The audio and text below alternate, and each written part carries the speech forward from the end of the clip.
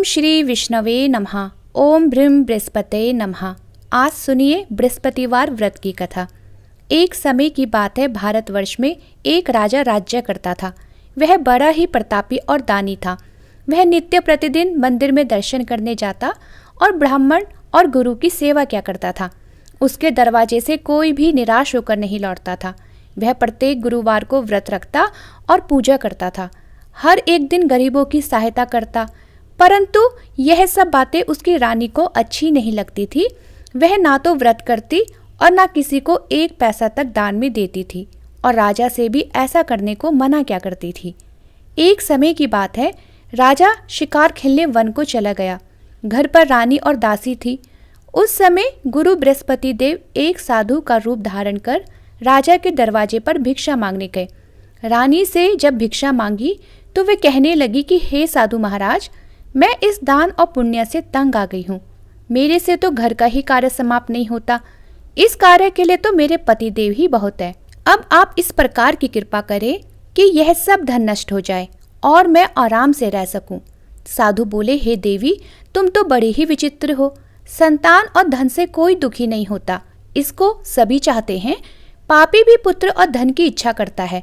अगर आपके पास धन अधिक है तो भूखे मनुष्य को भोजन कराओ, प्याऊ लगाओ, ब्राह्मणों को दान दो, धर्मशाला बनवाओ, कुआं, तालाब, बावरी, बाग, बगीचों आदि के निर्माण कराओ और निर्धन मनुष्य की कुंवारी कन्याओं का विवाह कराओ और अनेक यज्ञादि कर्म करो। इस प्रकार के कर्मों से आपके कुल का और आपका नाम परलोक में सार्थक होगा और स्वर्ग की प्राप्ति होगी। मगर वह रानी इन बातों से खुश न हुई। वह बोली, हे साधु महाराज, मुझे ऐसे धन की भी आवश्यकता नहीं जिसे अन्य मनुष्यों को दान दूं और जिसको संभाल कर रखने में ही मेरा सारा समय बर्बाद हो जाए। तब साधु ने कहा, हे देवी, अगर तुम्हारी ऐसी ही इच्छा है तो ऐसा ही होगा। मैं तुम्हें बताता हूँ, वैसा ही करना।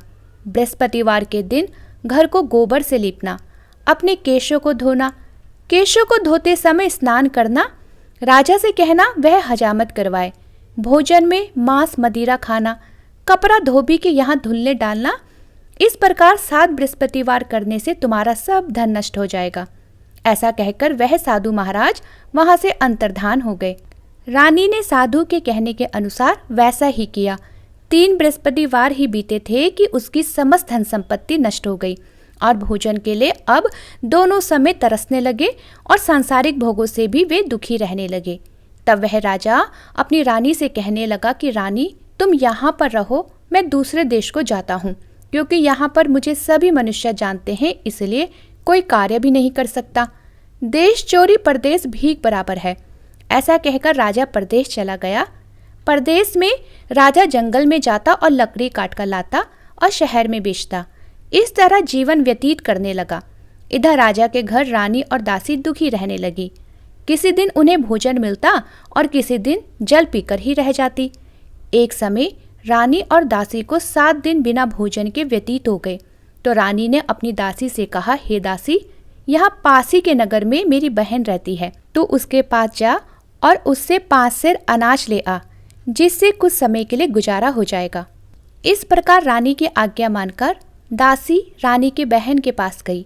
रानी की बहन उस समय पूजन कर रही थी, क्योंकि उस रोज बृहस्पतिवार का दिन था। जब दासी ने रानी की बहन को देखा तो उससे बोली, हे रानी, मुझे तुम्हारी बहन ने भेजा है, मेरे लिए 5 सेर अनाज दे दो। इस प्रकार दासी ने अनेक बार कहा, परंतु रानी ने कुछ उत्तर नहीं दिया, क्योंकि वह उस समय बृहस्पतिवार की कथा सुन रही थी। इस प्रकार जब दासी को किसी प्रकार उत्तर नहीं मिला तो वह बहुत दुखी हुई और क्रोध भी आया और लौटकर अपने गांव आकर रानी के पास आकर बोली, हे रानी, आपकी बहन बहुत ही घमंडी है। वह छोटे लोगों से बात भी नहीं करती। जब मैंने उससे तुम्हारा संदेश कहा तो उसने कोई उत्तर नहीं दिया। तब मैं वापस चली आई। रानी बोली, हे दासी, इसमें उसका कोई दोष नहीं है।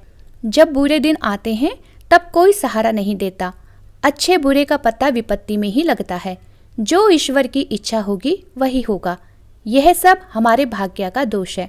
इधर उस रानी ने देखा कि मेरी बहन की दासी आई थी, लेकिन मैं उसके साथ नहीं बोली, इस वजह से वह बहुत दुखी हुई होगी। ऐसा सोच कथा को सुन और विष्णु भगवान का पूजन समाप्त कर वह रानी अपनी बहन के घर चल दी और जाकर अपनी बहन से कहने लगी, हे बहन, जिस समय तुम्हारी दासी मेरे पास गई थी तब मैं बृहस्पतिवार का व्रत कर रही थी, परंतु जब तक कथा होती है तब तक ना उठते हैं और ना बोलते हैं, इसलिए मैं भी ना बोली।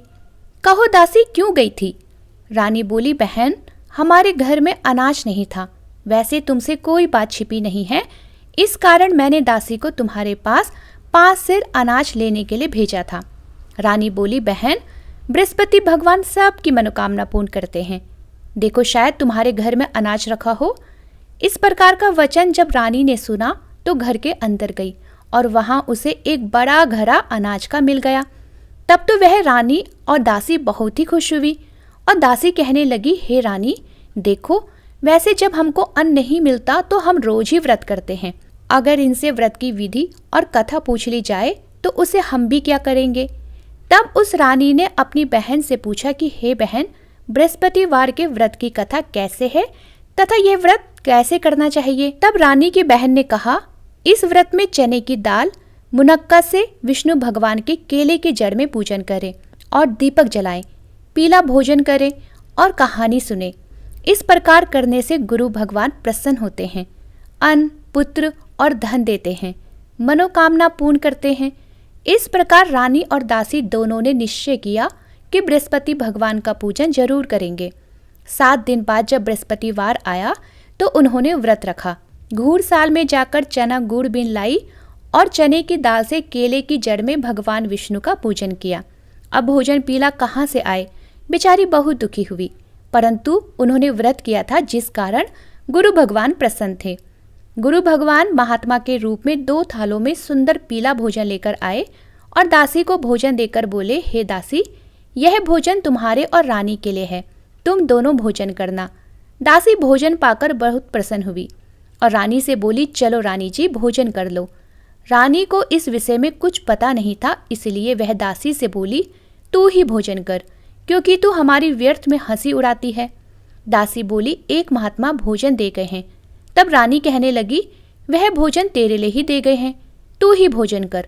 दासी ने कहा, वह महात्मा हम दोनों को 2 थालों में भोजन दे गए हैं, इसलिए हम और तुम दोनों ही साथ साथ भोजन करेंगी। इस प्रकार रानी और बांदी दोनों ने गुरु भगवान को नमस्कार कर भोजन प्रारंभ किया तथा अब वह प्रत्येक बृहस्पतिवार को गुरु भगवान का व्रत और विष्णु भगवान का पूजन करने लगी।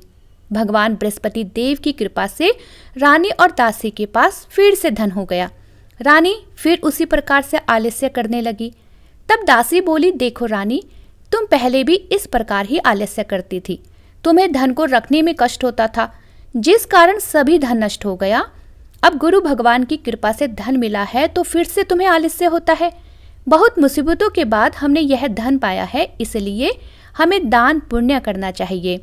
तुम भूखे मनुष्य को भोजन कराओ, प्याव लगाओ, ब्राह्मणों को दान दो, कुआं, तालाब, बावरी आदि का निर्माण कराओ, मंदिर पाठशाला बनवाकर दान दो, कुंवारी कन्याओं का विवाह करवाओ, धन को शुभ कर्मों में खर्च करो, जिससे तुम्हारे कुल का यश बढ़े और स्वर्ग प्राप्त हो और पितृ भी प्रसन्न हो।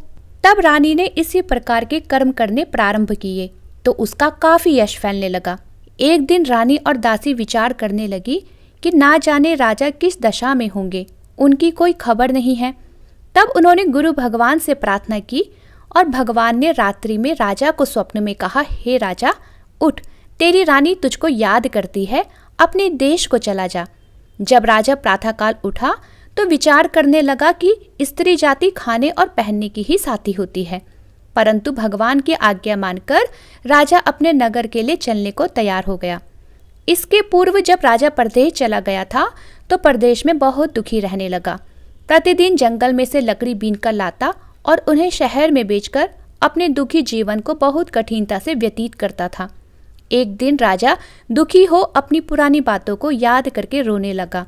तब उस जंगल में बृहस्पति देव एक साधु का रूप धारण कर आए और राजा के पास आकर बोले, हे लकड़हारे, तुम इस सुनसान जंगल में किस चिंता में बैठे हो, मुझको बताओ।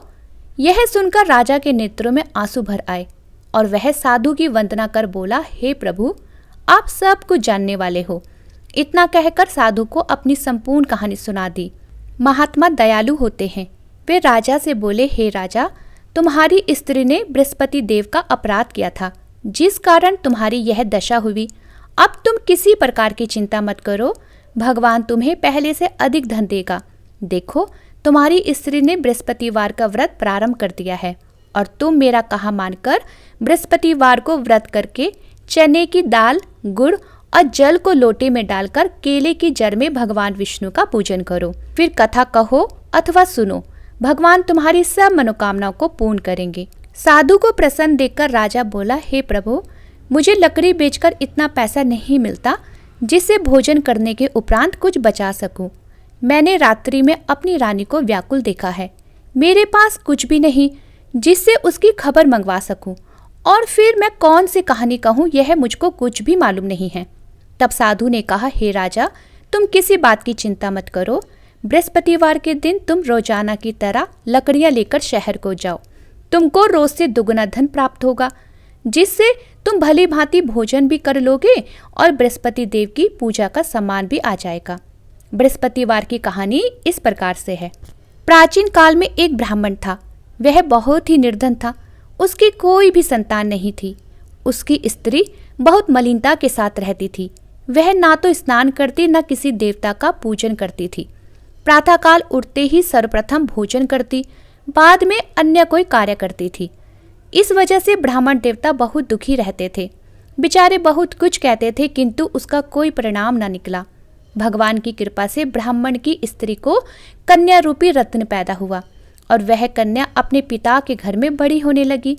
वह बालिका प्रातः स्नान करके भगवान विष्णु का जाप करने लगी, बृहस्पतिवार का व्रत करने लगी। अपने पूजा पाठ को समाप्त करके स्कूल जाती तो अपनी मुट्ठी में जौ भर के ले जाती और वही जौ पाठशाला जाने के मार्ग में डालती जाती। जब वे जौ स्वर्ण के हो जाते तो लौटते समय उनको बीन कर घर ले आती थी। एक दिन वह बालिका सूप में उन सोने के जौ को फटक कर साफ कर रही थी। तभी उसकी माँ ने देख लिया और कहा, हे बेटी, सोने के जौ को फटकने के लिए सोने का सूप होना चाहिए। दूसरे दिन गुरुवार था। इस कन्या ने व्रत रखा और बृहस्पति देव से प्रार्थना करके कहा कि हे प्रभु, मैंने आपकी पूजा सच्चे मन से की हो तो मेरे लिए सोने का सूप दे दो। बृहस्पति देव ने उसकी प्रार्थना स्वीकार कर ली। रोजाना की ही तरह वह कन्या जौ फैलाती हुई जाने लगी। जब लौटकर जौ बीन रही थी तो बृहस्पति देव की कृपा से उसे सोने का सूप मिला। उसे वे घर ले आई और उससे जौ साफ करने लगी, लेकिन उसकी माँ का वही ढंग रहा। एक दिन की बात है, वह कन्या सोने के सूप में जौ साफ कर रही थी।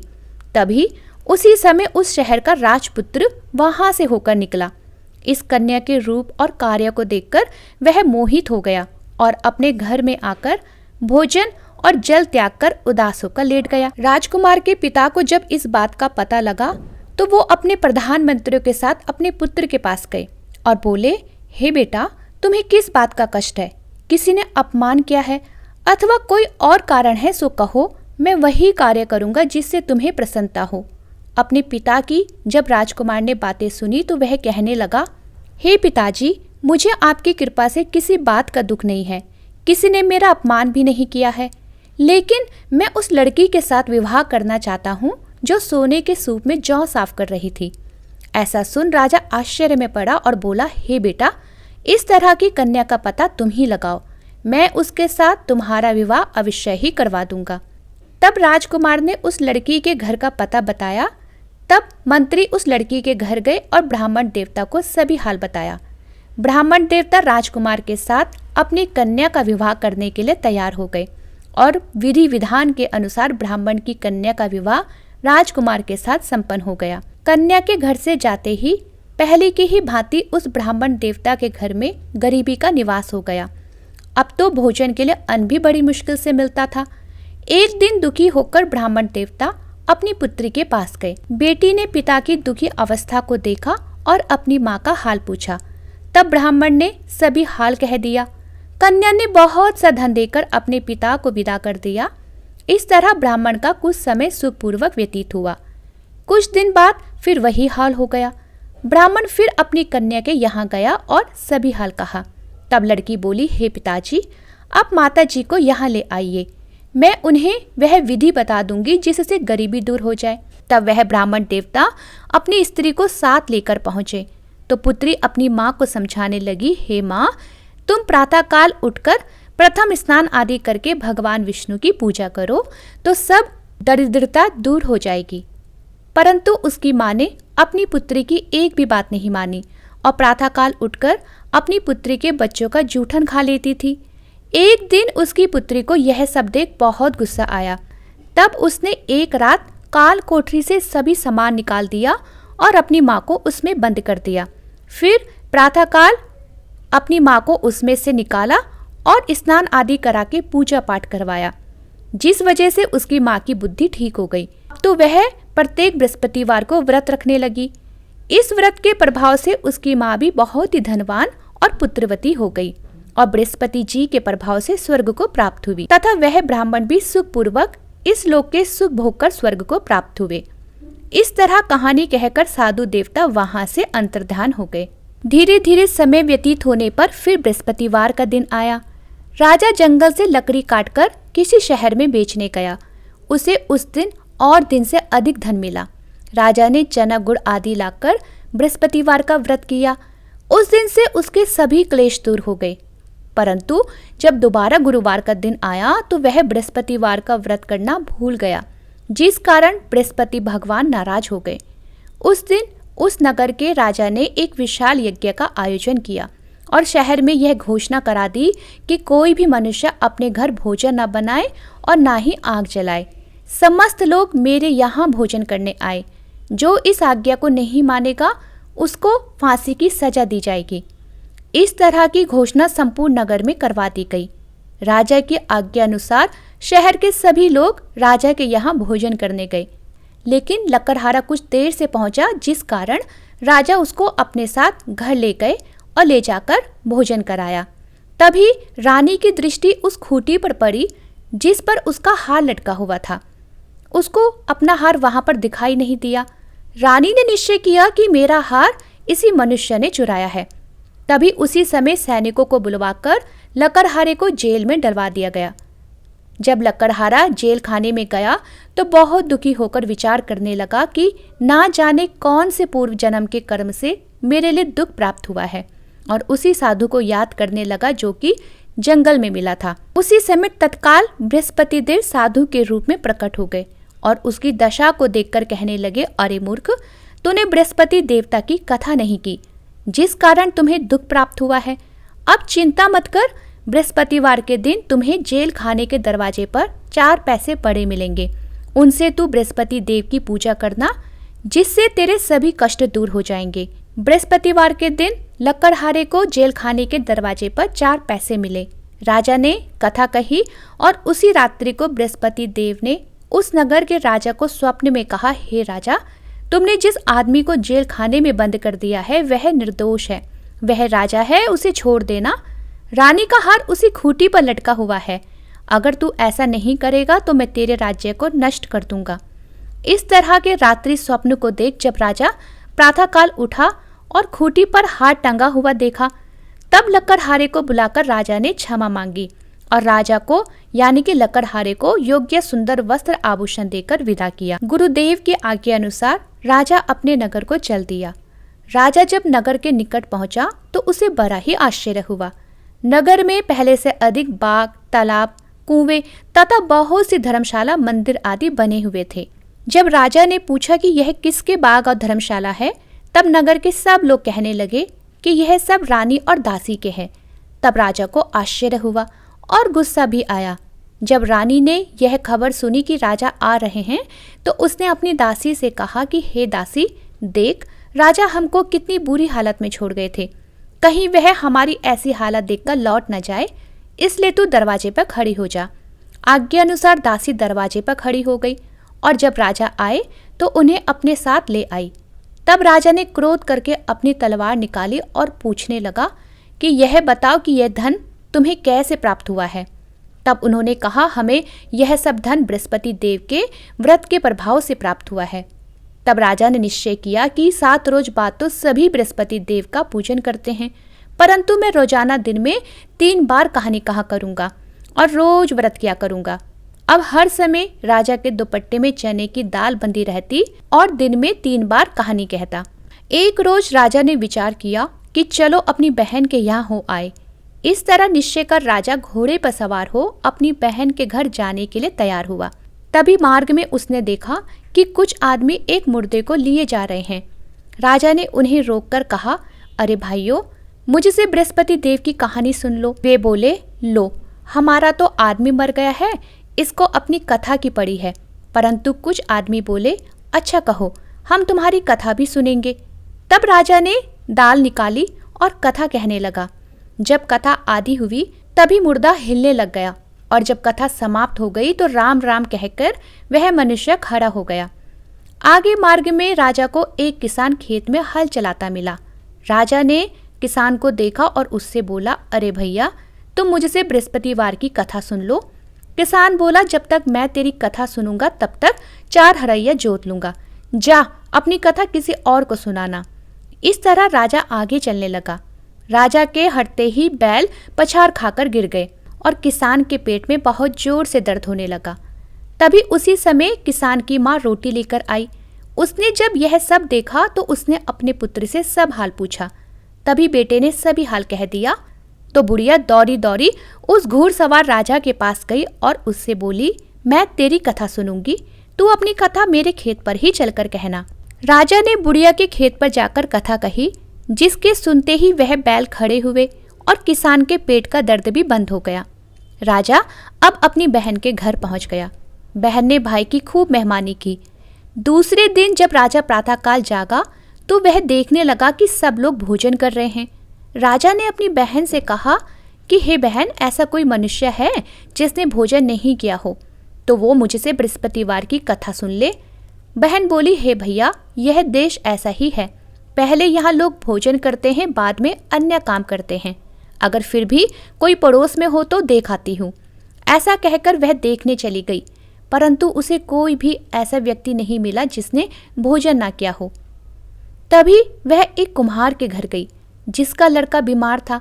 उसे मालूम हुआ कि उनके यहाँ 3 रोज से किसी ने भोजन नहीं किया है। रानी ने अपने भाई की कथा सुनने के लिए कुम्हार से कहा। वह तैयार हो गया। राजा ने जाकर बृहस्पतिवार की कथा कही, जिसको सुनकर कुम्हार का लड़का ठीक हो गया। अब तो राजा की प्रशंसा होने लगी। एक दिन राजा ने अपनी बहन से कहा कि हे बहन, हम अपने घर को जाएंगे, तुम भी तैयार हो जाओ। राजा की बहन ने अपनी सास से पूछा तो सास बोली, हाँ चली जा, लेकिन अपने लड़कों को मत ले जाना क्योंकि तेरे भाई की कोई संतान नहीं होती है। बहन ने अपनी भैया से कहा, हे भैया, मैं तो चलूंगी लेकिन कोई बालक नहीं जाएगा। राजा बोला, जब कोई बालक ही नहीं चलेगा तब तुम भी क्या करोगी। बहुत दुखी मन से राजा अपने नगर को लौट आया और राजा ने अपनी रानी से कहा, हम निर्वंशी राजा हैं, हमारा मुंह देखने का धर्म नहीं है और कुछ भोजन आदि नहीं किया। तभी रानी बोली, हे राजन, बृहस्पति देव ने हमें सब कुछ दिया है तो संतान भी अवश्य ही देंगे।